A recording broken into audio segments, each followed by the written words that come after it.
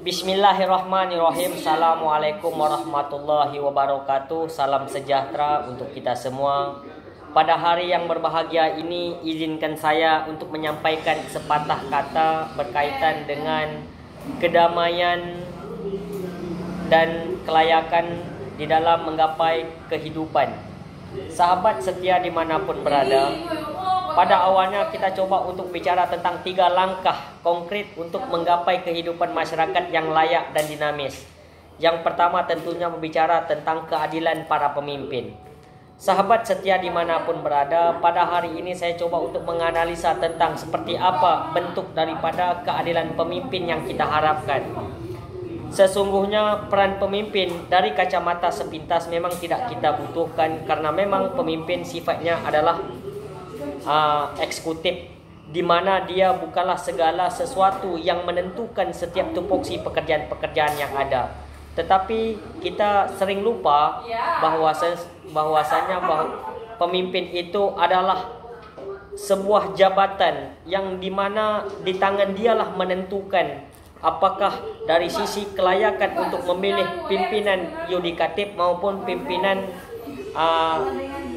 legislatif secara umum dan pada dasarnya, sehingga keadilan para pemimpin menentukan bahwa kedamaian dan ketentraman yang masyarakat rasakan. Untuk itu, yang pertama, berbicara tentang keadilan kepemimpinan sangat dibutuhkan dalam berbangsa dan bernegara maupun beragama.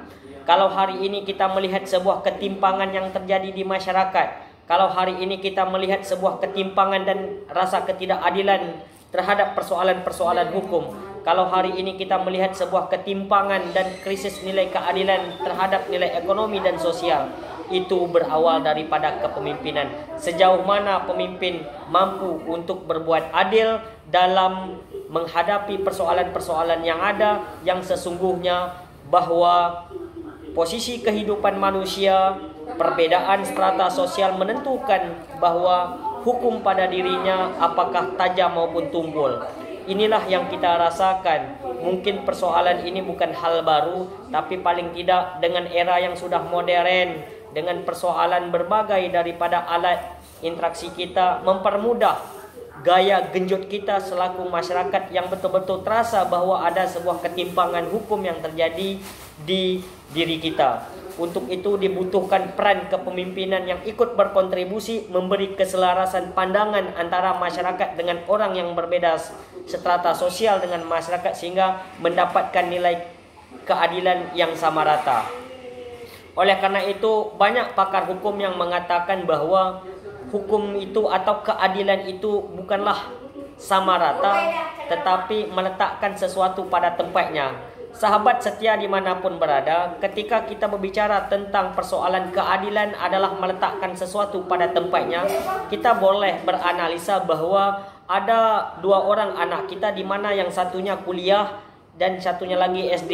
Ketika kita selaku orang tua memberikan belanja kepada anak kita sama-sama 500 atau sama-sama 10.000, itu memang sama rata, tetapi tidak adil. Mengapa tidak adil? Karena kebutuhan si anak kita yang kuliah dengan kebutuhan si anak kita yang SD berbeda. Untuk itu, di mana letak keadilan? Disitulah menentukan bahwa keadilan bukanlah sama rata, tetapi keadilan adalah meletakkan sesuatu pada tempatnya.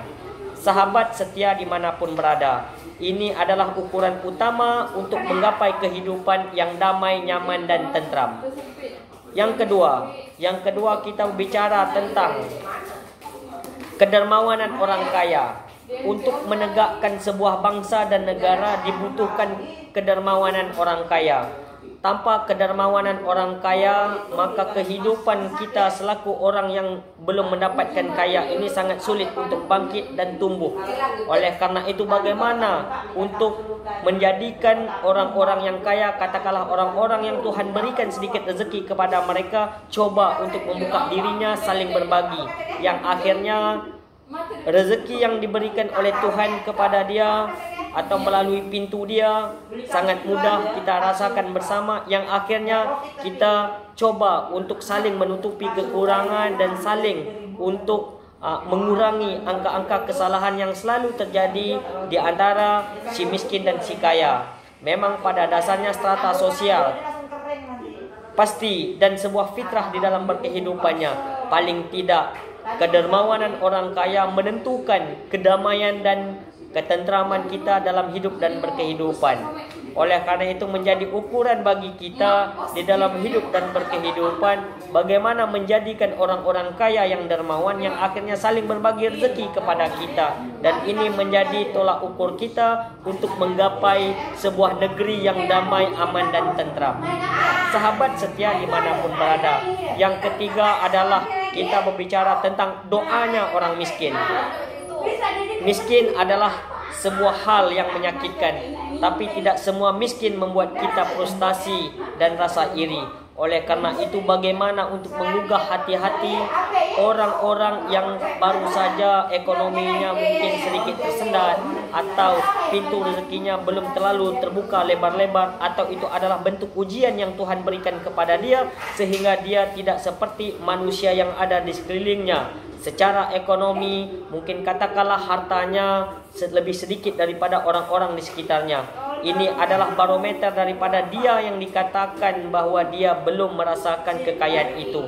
Kemudian ada juga orang-orang yang cacat fisiknya, yang cacat mentalnya. Ini terkategori orang yang lebih banyak daripada kekurangannya daripada kelebihannya.